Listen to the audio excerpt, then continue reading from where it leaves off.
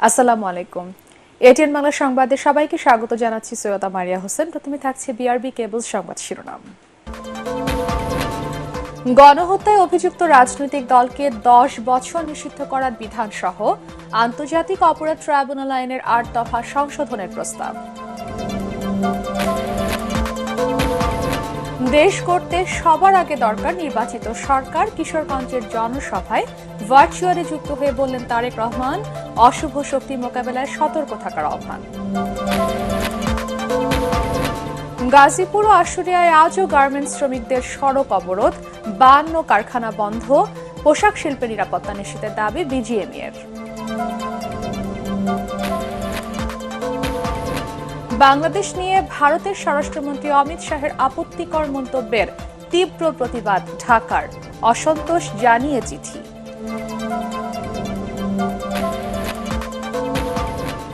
এবং ভারত থেকে যারা বাংলাদেশের কাছে ইলিশ চাইছেন তারা ওই দেশে বৈষম্য বিরোধী আন্দোলনের সমর্থন দিয়েছেন, জানালেন পানি সম্পদ উপদেষ্টা।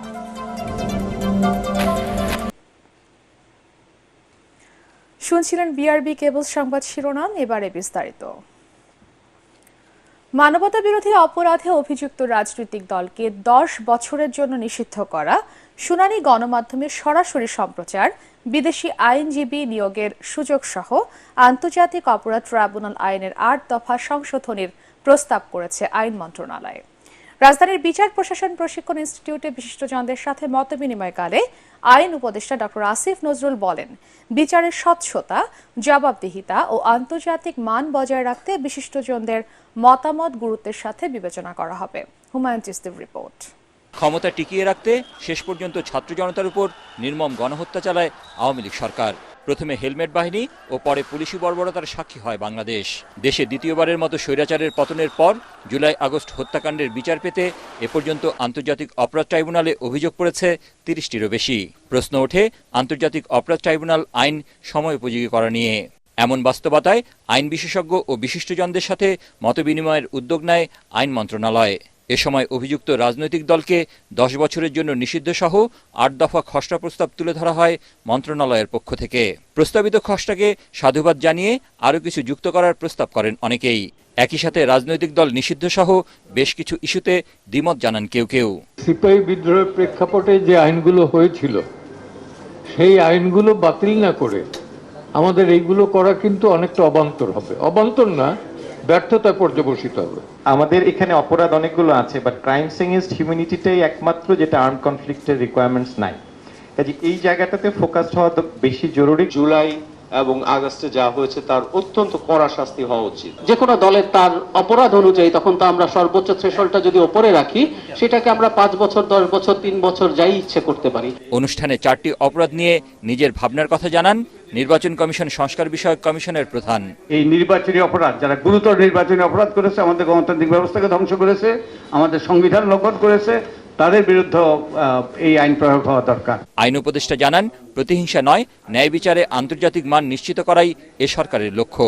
আমরা এখানে কোনো প্রতিশোধ চাওয়া, কোনো প্রতিহিংসা এটা না, আমরা সুবিচার চাই। আমরা এই চ্যালেঞ্জটা সম্পর্কে সম্পূর্ণ সচেতন আছি। আমার বুকের ভিতরে যত কষ্ট থাক, যত হতাশা থাক, যত আপনার ক্রন্দন থাকুক, ক্ষোভ থাকুক, বিচারটাকে অবশ্যই আমাদের সবার কাছে গ্রহণযোগ্য হতে হবে। কোনো রাজনৈতিক দল নিষিদ্ধ নয়, বরং জুলাই আগস্টের শহীদ ও আহতদের ন্যায় বিচার নিশ্চিত করা সরকারের লক্ষ্য বলেও মন্তব্য করেন আইন উপদেষ্টা। আমরা স্বচ্ছতার স্বার্থে। হুমায়ুন চিস্তি, এটিএন বাংলা, ঢাকা। স্বৈরাচার পতন হলেও বিপদ এখনো কাটেনি মন্তব্য করে যে কোনো অশুভ শক্তি মোকাবেলায় সবাইকে সতর্ক থাকার আহ্বান জানিয়েছেন বিএনপির ভারপ্রাপ্ত চেয়ারম্যান তারেক রহমান। গণতন্ত্র পুনরুদ্ধার আন্দোলনে শহীদদের স্মরণে কিশোরগঞ্জে বিএনপির স্মরণ সভায় ভার্চুয়ালি দেয়া বক্তব্যে তিনি এসব কথা বলেন। বিএনপির ভারপ্রাপ্ত চেয়ারম্যান বলেন, দেশকে গড়ে তুলতে হলে সবার আগে প্রয়োজন জনগণের ভোটে নির্বাচিত জবাবদিহিমূলক সরকার। আরও জানাচ্ছেন মইনুল হাসান। গণতন্ত্র পুনরুদ্ধার আন্দোলনের শহীদ ছাত্র জনতার স্মরণে কিশোরগঞ্জের পুরাতন স্টেডিয়ামে স্মরণ সভার আয়োজন করে জেলা বিএনপি। নির্ধারিত সময়ের আগেই জেলার নানা প্রান্ত থেকে নেতাকর্মীরা মিছিল নিয়ে সভায় যোগ দেন। এক পর্যায়ে লোকে লোকারণ্য হয়ে যায় পুরাতন স্টেডিয়াম এলাকা। কেন্দ্রীয় ও জেলা নেতাদের পর বক্তব্য রাখতে গিয়ে বিএনপির ভারপ্রাপ্ত চেয়ারম্যান তারেক রহমান বলেন, ছাত্র জনতার গণ অভ্যুত্থানে যারা শহীদ হয়েছেন তারা মানুষের অধিকার প্রতিষ্ঠার জন্যই জীবন উৎসর্গ করে গেছেন। এই বাংলাদেশের মানুষ দেখিয়ে দিয়েছে যে তারা গুলির সামনে নিজেদের বুক পেতে দিতে রাজি। তারপরেও বাংলাদেশের মানুষ স্বৈরাচারকে মেনে নিতে রাজি না। সারা বাংলাদেশে এরকম হাজারো মানুষ আছে, হাজারো শহীদ পরিবার আছে, যারা হাজারো শহীদ আছে যারা আত্মত্যাগ করেছেন বিগত 17 বছরে। বিশেষ করে গত জুলাই আগস্ট মাসেই হাজারো হাজারো মানুষ আছে যাদেরকে হত্যা করা হয়েছে শুধু ঢাকা শহরেই। ভার্চুয়ালি যুক্ত হয়ে দেয়া বক্তব্যে বিএনপির ভারপ্রাপ্ত চেয়ারম্যান বলেন, দেশের বিরুদ্ধে এখনো ষড়যন্ত্র থেমে নেই, তাই সবাইকে ঐক্যবদ্ধ থাকতে হবে। স্বৈরাচারের পতন হবার পরেও স্বৈরাচারের কিছু প্রেতাত্মারা কিন্তু এখনো দেশে রয়ে গিয়েছে। এমন কোন পরিস্থিতির উদ্ভব যেন না হয় যাতে করে অন্য স্বৈরাচার আবার কোন ষড়যন্ত্র করার সুযোগ পায়। তারেক রহমান বলেন, দেশকে সমৃদ্ধির পথে এগিয়ে নিতে হলে রাজনৈতিক ক্ষমতায়নের মাধ্যমে সঠিক নেতৃত্বের হাতে ক্ষমতা তুলে দিতে হবে।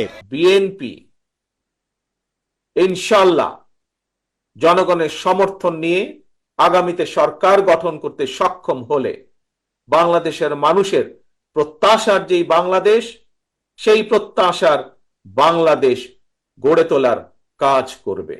পৃথিবীর বুকে বাংলাদেশকে গড়ে তুলতে হবে একটি সম্ভাবনাময় দেশ, একটি সম্ভাবনাময় জাতি হিসাবে। নেতাকর্মীদের সতর্ক করে দিয়ে সিনিয়র নেতারা বলেন, দলীয় শৃঙ্খলা বিরোধী কর্মকাণ্ডে জড়িত হলে সাংগঠনিক ব্যবস্থা নেওয়ার পাশাপাশি অপরাধীর বিরুদ্ধে আইনগত পদক্ষেপও নেওয়া হবে। মইনুল হাসান, এটিএন বাংলা। বাংলাদেশিদের নিয়ে ভারতের স্বরাষ্ট্রমন্ত্রী অমিত শাহের আপত্তিকর মন্তব্যের তীব্র প্রতিবাদ জানিয়েছে পররাষ্ট্র মন্ত্রণালয়। ভারতীয় দূতাবাসের ডেপুটি হাই কমিশনারকে ডেকে এই সংক্রান্ত প্রতিবাদপত্র হস্তান্তর করা হয়। এতে ভারতীয় রাজনৈতিক নেতৃবৃন্দকে এ ধরনের আপত্তিকর ও অগ্রহণযোগ্য মন্তব্য থেকে বিরত থাকতে দেশটির সরকারের প্রতি আহ্বান জানায় পররাষ্ট্র মন্ত্রণালয়। এ ধরনের মন্তব্য দুই বন্ধু প্রতিম দেশের পারস্পরিক শ্রদ্ধার সম্পর্ককে খাটো করবে বলেও প্রতিবাদপত্রে উল্লেখ করা হয়েছে। শুক্রবার ভারতের ঝাড়খণ্ডের সাহেবগঞ্জ জেলায় এক সমাবেশে ভারতে বাংলাদেশি অনুপ্রবেশকারীদের উল্টো করে ঝুলিয়ে শায়েস্তা করা হবে এমন হুমকি দেন ভারতের স্বরাষ্ট্রমন্ত্রী। শিল্পাঞ্চল আশুলিয়ায় বকেয়া বেতনের দাবিতে মহাসড়ক অবরোধ করে বিক্ষোভ করে একটি গার্মেন্টসের শ্রমিকরা। এ সময় টঙ্গী আশুলিয়া ইপিজেড সড়কে দীর্ঘ সময় যান চলাচল বন্ধ থাকে। এছাড়া গত কয়েকদিনের চলমান শ্রমিক অসন্তোষের জেরে এখনও বন্ধ রয়েছে 43টি কারখানা। আর 9টি কারখানায় দেওয়া হয়েছে সাধারণ ছুটি। এর বাইরে শিল্পাঞ্চলের বাকি সব কারখানায় শান্তিপূর্ণভাবে উৎপাদন চালু থাকলেও যে কোনো ধরনের অপ্রীতিকর ঘটনা এড়াতে সতর্ক অবস্থায় রয়েছে আইন শৃঙ্খলা রক্ষাকারী বাহিনী। এদিকে বেতন বৃদ্ধি সহ বিভিন্ন দাবিতে গাজীপুরের বাঘের বাজার ঢাকা ময়মনসিংহ মহাসড়কে আজও অবরোধ করে বিক্ষোভ করছে একটি গার্মেন্টস কারখানার শ্রমিকরা। সকাল 9:30 থেকে দুপুর 12টা পর্যন্ত গোল্ডেন রিপিট কারখানার শ্রমিকরা এই কর্মসূচি পালন করেন। এতে মহাসড়কে দীর্ঘ যানজটের সৃষ্টি হয়। পরে সেনাবাহিনী ও শিল্প পুলিশের কর্মকর্তারা গিয়ে পরিস্থিতি নিয়ন্ত্রণে আনেন।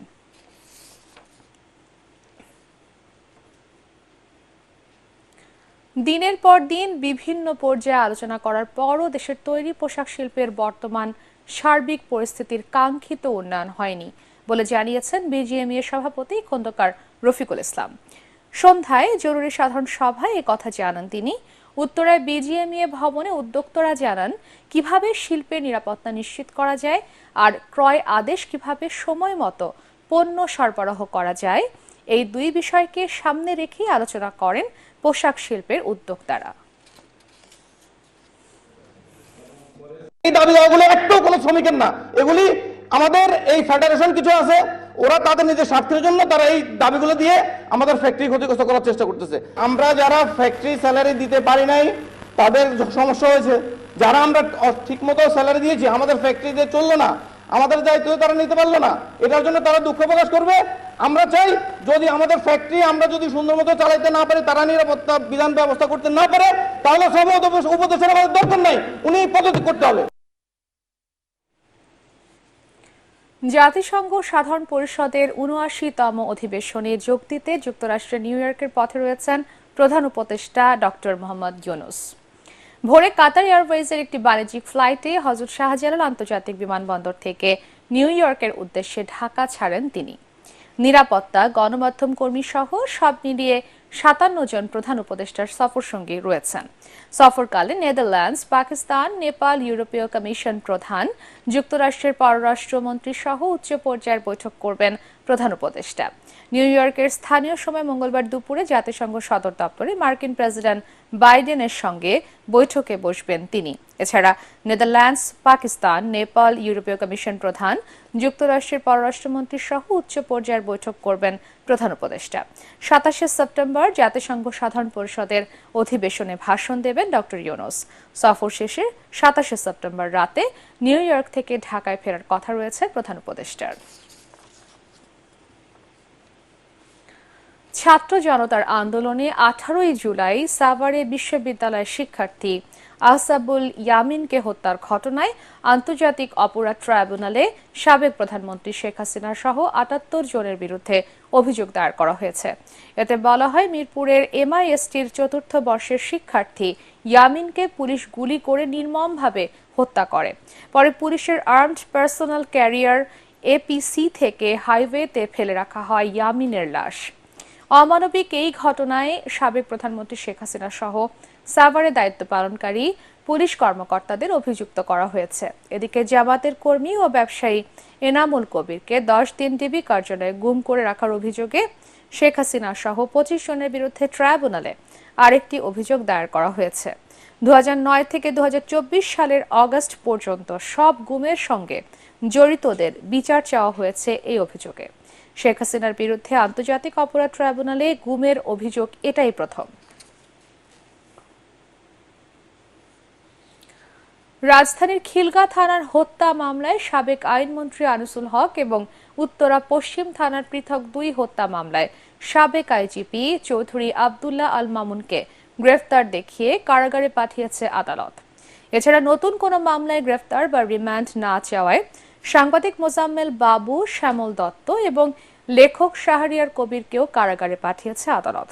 পাশাপাশি যাত্রাবাড়ী থানার পৃথক মামলাতেও শাহরিয়ার কবিরকে গ্রেফতার দেখানো হয়েছে। রিপোর্ট করছেন ইমদাদুল্লাহ বাবু। ঢাকার চিফ মেট্রোপলিটন ম্যাজিস্ট্রেট আদালতে সোমবার হাজির করা হয় সাবেক আইনমন্ত্রী আনিসুল হক এবং সাবেক আইজিপি চৌধুরী আব্দুল্লাহ আল মামুনকে। বিচারক নুরুল হুদা চৌধুরীর আদালতে উত্তরা পশ্চিম ও খিলগাঁও থানার পৃথক ২ হত্যা মামলায় তাদের গ্রেফতার দেখানোর আবেদন করা হয়। বিচারক আবেদন মঞ্জুর করে তাদের কারাগারে পাঠানোর নির্দেশ দেন।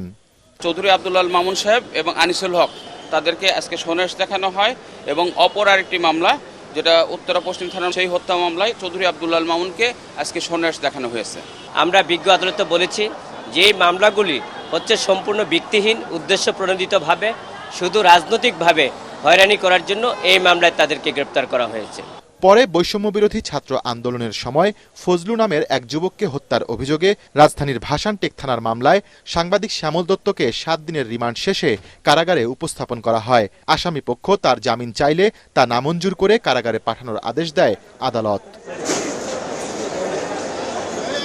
রাজধানীর যাত্রাবাড়ী থানার পৃথক ২ হত্যা মামলায় ৭১-এর ঘাতক দালাল নির্মূল কমিটির সভাপতি শাহরিয়ার কবিরকে গ্রেফতার দেখানো হয়েছে। এছাড়া যাত্রাবাড়ী থানায় আরিফ ও রফিক হত্যার ঘটনায় পৃথক ২ মামলায় সাংবাদিক মোজাম্মেল বাবুকে গ্রেফতার দেখানো হয়েছে। আসামি পক্ষ এই মামলায় জামিন আবেদন করলে শুনানির জন্য মঙ্গলবার দিন ধার্য করে তাকে কারাগারে পাঠানোর আদেশ দেন বিচারক।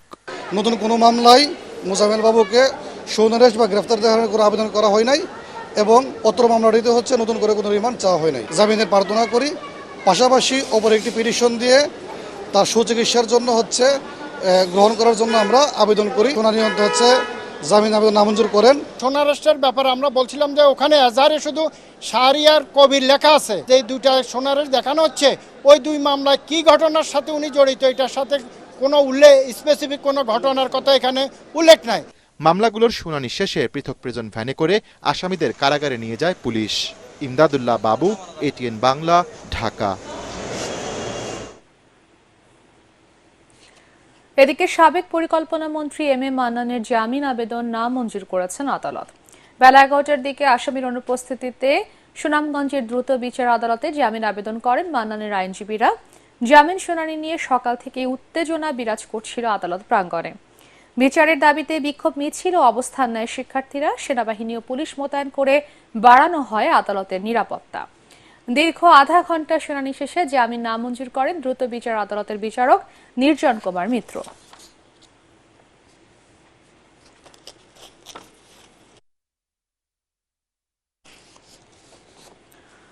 ভারতে ইলিশ উপহার হিসেবে যাচ্ছে না, রপ্তানি করা হচ্ছে বলে জানিয়েছেন অন্তর্বর্তী সরকারের পরিবেশ, বন ও জলবায়ু এবং পানি সম্পদ বিষয়ক মন্ত্রণালয়ের উপদেষ্টা সৈয়দা রিজওয়ানা হাসান। নোয়াখালীর কোম্পানিগঞ্জের মুসাপুরে বন্যায় ক্ষতিগ্রস্ত সুইস গেট পরিদর্শন শেষে তিনি এই কথা জানান। ভারতে বাংলাদেশের কাছে ইলিশ যারা চাচ্ছেন তারাও ওপার থেকে বৈষম্য বিরোধী ছাত্র আন্দোলনে সমর্থন দিয়েছেন বলে মন্তব্য পরিবেশ উপদেষ্টার। নোয়াখালীতে জলাবদ্ধতা নিরসনে অবৈধভাবে খাল দখলকারীদের দ্রুত উচ্ছেদেরও নির্দেশ দেন তিনি। ইলিশ কিন্তু ভারতে উপহার হিসেবে যাচ্ছে না, এটা রপ্তানি করা হবে এবং রপ্তানির টাকাটা বাংলাদেশ সরকার পাবে। সেটা খুব ছোট করে দেখার মতন টাকা না। এখনো তো যায়নি, গেছে, খালি একটা সিদ্ধান্ত হয়েছে, তার আগেই তো দাম বেড়ে গেছে।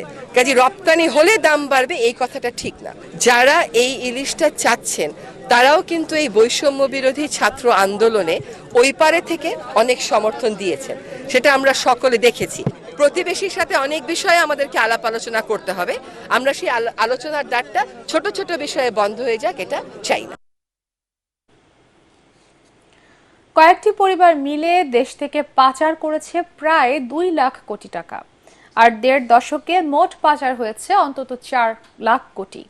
এমন তথ্য জানিয়ে বাংলাদেশ ব্যাংকের গভর্নর আহসান এইচ মনসুর বলেন, অর্থ পাচারের কারণেই ব্যাংকিং খাতে চরম অস্থিরতা। তিনি জানান, ব্যাংক থেকে টাকা তুলতে সাময়িক হয়রানি হলেও দীর্ঘমেয়াদে গ্রাহকদের স্বার্থ সুরক্ষিত রাখতে কাজ করছে সরকার।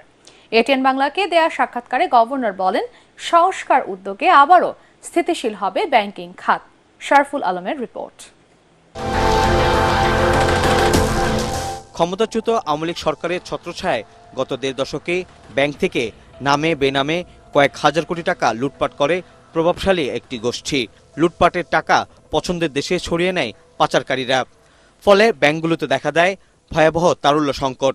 কিছু ব্যাংকে টাকা তুলতে ভোগান্তি বাড়ে গ্রাহকদের। তবে গণঅভ্যুত্থানে শেখ হাসিনা সরকারের পতনের পর একের পর এক বেরিয়ে আসে অর্থ পাচারকারী রাঘব বোয়ালদের নাম। শুরু হয় আর্থিক খাতের সংস্কার কার্যক্রম। ব্যাংকিং খাতে আসে নতুন নেতৃত্ব। ঋণ দেওয়া হয়েছে, কিন্তু ঋণের টাকা পাচার হয়ে গেছে বেনামে নামে, এবং সে টাকা ফেরত আসার কোনো সম্ভাবনা নাই। আমাদের প্রিলিমিনারি হিসাবে হচ্ছে যে প্রায় 2 লক্ষ কোটি টাকার উপর, শুধুমাত্র কয়েকটা ফ্যামিলি যদি আমরা হিসাব করি, কয়েকটা প্রতিষ্ঠানের মাধ্যমে হয়েছে। আর বাকি যেগুলো আছে আরো 2 লক্ষ কোটি, সেটা হচ্ছে ছোট বড় মিশিয়ে, সেটা আমি যাচ্ছি না, ওটা সবসময় সব দেশেই থাকে। সম্পদগুলোকে আমরা রিকভারির ব্যবস্থা করব।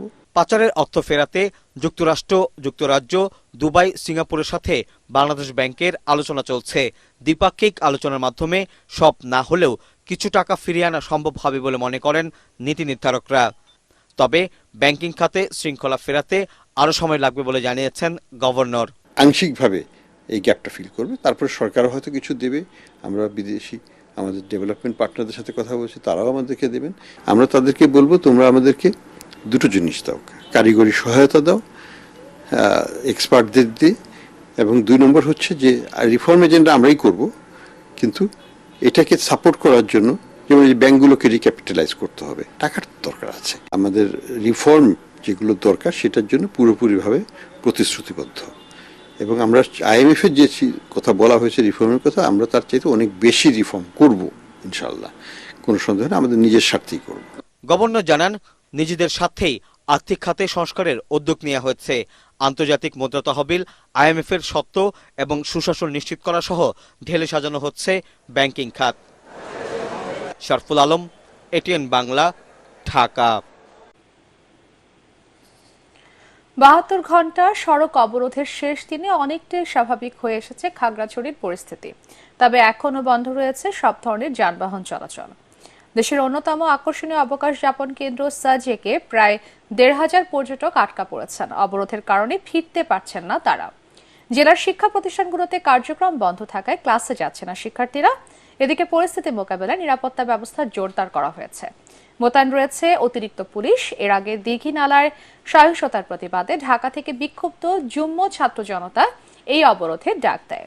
পরে এতে সমর্থন জানায় আঞ্চলিক সংগঠন ইউপিডিএফ। তবে রাঙামাটি ও বান্দরবানের পরিস্থিতি পুরোপুরি স্বাভাবিক রয়েছে। আল আরাফা ইসলামী ব্যাংক অর্থ সংবাদ।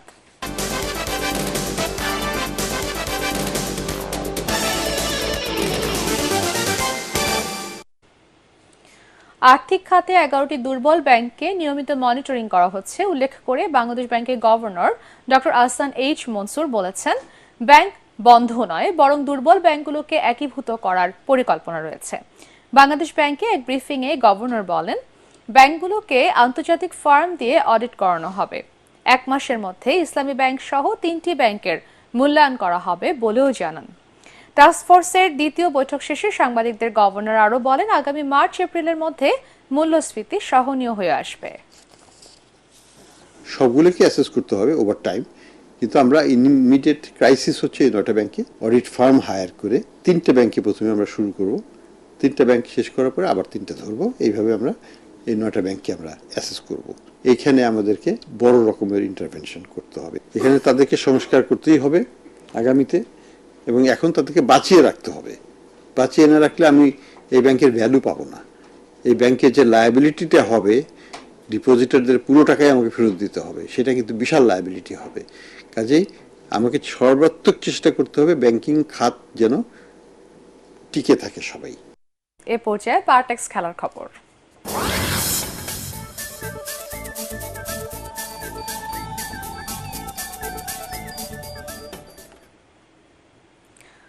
বাংলাদেশ ফুটবল ফেডারেশন বাফুফের আসন্ন নির্বাচনে সভাপতি প্রার্থী হিসেবে ঘোষণা দিলেন সাবেক সহসভাপতি তাবিত আউয়াল। ফিফার নির্দেশনা অনুযায়ী আগামী 26 অক্টোবর বাফুফে নির্বাচন হওয়ার কথা রয়েছে। তফসিল ঘোষণার আগে রাজধানীর এক হোটেলে সংবাদ মাধ্যমে সভাপতি হিসেবে নির্বাচন করার কথা জানান তাবিত আউয়াল। পরাগারমানের রিপোর্ট। নানা আন্দোলনেও বাংলাদেশ ফুটবল ফেডারেশনের সভাপতির পদ আঁকড়ে ধরে রেখেছেন কাজী সালাউদ্দিন। তবে তিনি আর প্রার্থী হবেন না এমন ঘোষণা দেওয়ার পরই সভাপতি হিসেবে প্রার্থিতা ঘোষণা করেছিলেন তরফদার রুহুল আমিন। এবার তার পথ ধরেই সভাপতির প্রার্থী হিসেবে নিজের নাম ঘোষণা করলেন 2 বারের সাবেক সহসভাপতি তাবিত আউয়াল। আমি প্রেসিডেন্ট পদের জন্য আপনাদেরকে অফিস জানাতে চাচ্ছি যে আমি লড়ব। আমার ইন্টেনশন হলো প্রেসিডেন্ট পদে ইলেকশন করা, অ্যান্ড আমি আশাবাদী যে প্রেসিডেন্ট হিসেবে লড়লে আমি জিতবো, অ্যান্ড জিতলে আমি ফুটবলের ধারাবাহিকতা আর সামনের দিকে নিয়ে যেতে পারবো। আগামী 26 অক্টোবরের নির্বাচনে তিনি সভাপতি নির্বাচিত হলে দেশের ফুটবলকে আন্তর্জাতিক অঙ্গনে গৌরবের পর্যায়ে নিয়ে যাওয়ার ঘোষণা দেন। সেই সাথে জানান, র্যাঙ্কিংয়ে উন্নতি সহ খেলোয়াড়দের আন্তর্জাতিক লিগে খেলার ব্যবস্থা করবেন। আমরা সবাই দেখতে চাই যে বাংলাদেশি প্লেয়াররা যেন আন্তর্জাতিক মহলে ভালো খেলতে পারে বা আন্তর্জাতিক লিগগুলোতেও অংশগ্রহণ করতে পারে। তো এই উদ্দেশ্য যখন আমরা এক করি, তখন রাজনীতিবিদরা সেম চিন্তা করে, ক্রীড়াবিদরা সেম চিন্তা করে, এবং সরকার থেকে যারা আছেন তারা একই জিনিস চিন্তা করে। বাফুফের সভাপতি প্রার্থী তাবিত আউয়াল বলেন, মেধাবী এবং পরিচ্ছন্ন ভাবমূর্তির সংগঠকদের নিয়ে তিনি প্যানেল করবেন। আরও জানান, ব্যক্তি নয় পারফরমেন্স দিয়ে মাঠেই চমক দেখাতে চান তিনি। পরাগারমান, এটিএন বাংলা, ঢাকা। ঢাকা মেরিনার্সের নতুন সভাপতি হিসেবে দায়িত্ব নিলেন ক্রীড়া সংগঠক ও শিল্পপতি Samir Kader Chowdhury. Bangladesh premier league BPL এর দল Chittagong kings SQ sports entertainment লিমিটেডের চেয়ারম্যান ও দি ঢাকা ডাইং এর প্রধান নির্বাহী সামির কাদের চৌধুরী ঢাকা মেরিনার ইয়াংস ক্লাবের সভাপতি হিসেবে দায়িত্ব গ্রহণ করেছেন। বার্ষিক সাধারণ সভায় সদস্যদের সম্মতিতে নির্বাচিত হয়ে সামির কাদের চৌধুরী ঐতিহ্য বজায় রেখে ক্লাবটিকে একটি আদর্শ ক্রীড়া সংগঠন হিসেবে গড়ে তোলার প্রতিশ্রুতি দেন।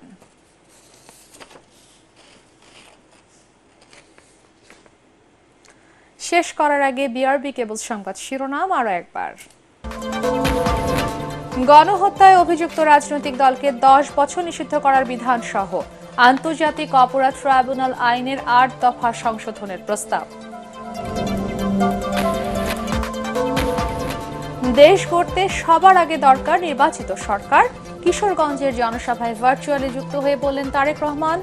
অশুভ শক্তি মোকাবেলায় সতর্ক থাকার আহ্বান। গাজীপুর ও আশুলিয়ায় আজও গার্মেন্টস শ্রমিকদের সড়ক অবরোধ। 52 কারখানা বন্ধ। পোশাক শিল্পের নিরাপত্তা নিশ্চিতের দাবি বিজিএমইএর। বাংলাদেশ নিয়ে ভারতের স্বরাষ্ট্রমন্ত্রী অমিত শাহের আপত্তিকর মন্তব্যের তীব্র প্রতিবাদ ঢাকার। অসন্তোষ জানিয়ে চিঠি।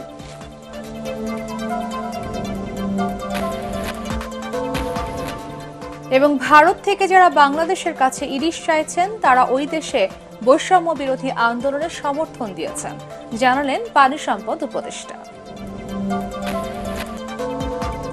পরবর্তী সংবাদ দেখার আমন্ত্রণ জানিয়ে এখনকার মতো শেষ করছি। এটিএন বাংলার সংবাদ ইউটিউবে দেখতে ব্রাউজ করুন youtube.com/ATN Bangla News। ধন্যবাদ সবাইকে।